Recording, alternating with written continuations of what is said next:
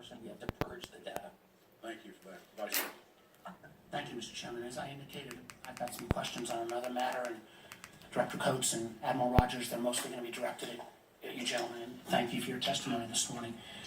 And we all know now that in March, then Director Comey testified about the existence of an ongoing FBI investigation into links between the Trump campaign and the Russian government.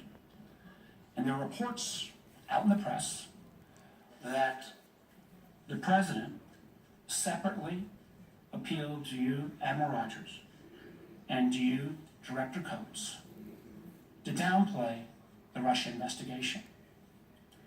And now we've got additional reports, and we want to give you a chance to confirm or deny these, that the president separately addressed you, Director Coates, and asked you to, in effect, intervene with Director Comey, again, to downplay the FBI investigation.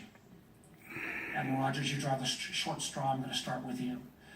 Before we get to the substance of whether this call or request was made, you've had a very distinguished career, close to 40 years. In your experience, would it be in any way typical for a president to ask questions or bring up an ongoing FBI investigation, particularly if that investigation concerns associates and individuals that might be associated with the president's campaign or his activities? So today I am not going to talk about theoreticals. I am not going to discuss the specifics of any interaction or conversations I may or may not, if I could finish, sir, please, that I may or may not have had with the President of the United States, but I will make the following comment. In the 3+ years that I have been the director of the National Security Agency, to the best of my recollection, I have never been directed to do anything I believe to be illegal, immoral, unethical, or inappropriate. And to the best of my recollection, during that same period of service, I do not recall ever feeling pressured to do so. But had, in your course prior to the incident that we're going to discuss, was it in any regular course where a president would ask you to comment or intervene in any ongoing FBI investigation? Not talking about this circumstance, but any prior experience? I'm not going to talk about theoreticals today. Well, let me ask you specifically, did the president, the reports that are out there, ask you in any way, shape or form, to back off or downplay the Russian I'm investigation? not going to discuss the specifics of conversations with the President of the United States, but I stand by the comment I just made to you, sir.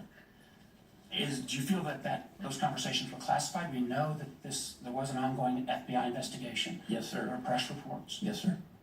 I understand your answer. I'm disappointed with that answer, but I may indicate, and I told you I was going to bring this up, Sure.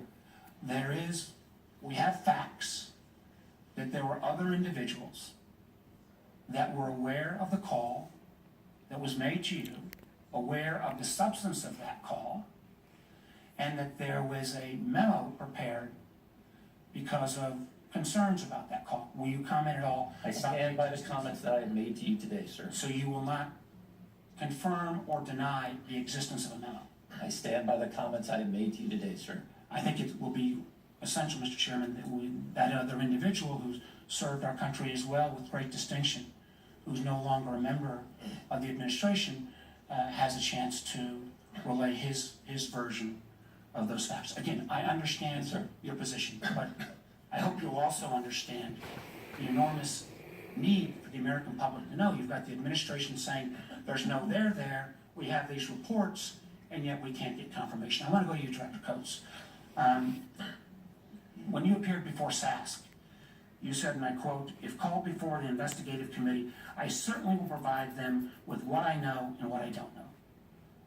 I have great respect for you. You served on this committee.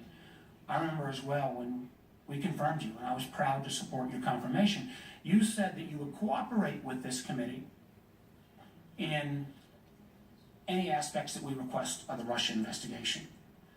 We now have press reports, and you can lay them to rest if they're not true.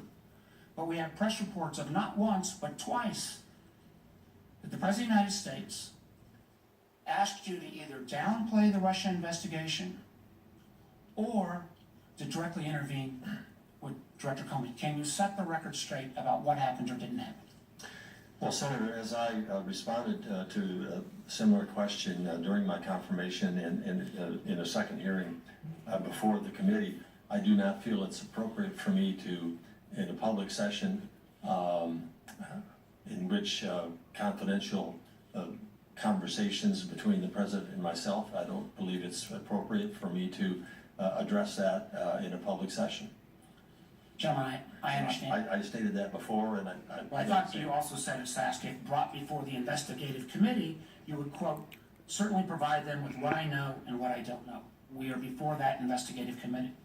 Well, I stand by my previous statement that we are in a public session here, and I do not feel that it's appropriate for me to address confidential information. Most of the information I've shared with the president obviously is directed toward intelligence matters during our global briefings every morning at the White House, or most mornings when both the president and I'm in town. But for intelligence-related matters or any other matters that have been discussed, it is my belief that it's inappropriate for me to share that with the public. Gentlemen, I respect all of your service, and I understand and respect your commitment to the administration you're serving. We will have to bring forward that other individual about whether the existence of the memo that may document some of the facts that took place in the conversation between the president and Admiral Rogers. But I would only ask as we go forward, this is my final comment, Mr. Chairman, that we also have to weigh in here the public's absolute need to know. They're wondering what's going on. They're wondering what type of activities. We see this pattern that, without confirmation or denial, appears that the president, not once, not twice, but we will hear from Director Comey tomorrow, this pattern where the president seems to want to interfere or downplay or halt the ongoing investigation, not only the Justice Department is taking on, but this committee's taking on. And I hope as we move forward on this, you'll realize the importance that the American public deserves to get the answers to these questions. Thank you, Mr. President. Well, Senator, I would like to respond to that if I could. First of all, I told you and I committed to the committee that I would be available to testify before the committee. I don't think this is the appropriate venue to do this in, given that this is an open hearing and a lot of confidential information relative to intelligence or other matters. I just don't feel it's appropriate for me to do that in this situation. And then secondly, when I was asked yesterday to respond to a piece that I was told was going to be written and printed in the Washington Post this morning, my response to that was, in my time of service, which is interacting with the President of the United States or anybody in his administration, I have never been pressured.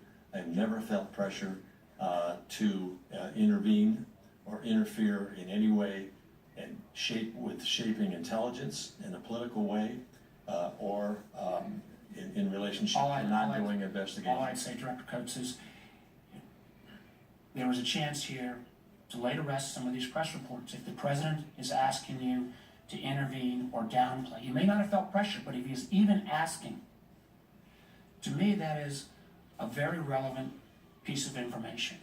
And again, at least in terms of the conversation with Admiral Rogers, I think we will get at least some, another individual's version, but at some point these facts have to come out. Thank you, Mr. Chairman. Senator Risch.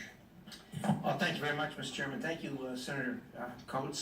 Director Coates and Admiral Rogers for your testimony. And with all due respect to my colleague from Virginia, I think you have cleared up substantially your direct testimony that you have never been pressured by anyone, including the President of the United States, to do something illegal, immoral, or anything else. Thank you for that. Let's go back to Section 702, which is what this hearing was supposed to be all about.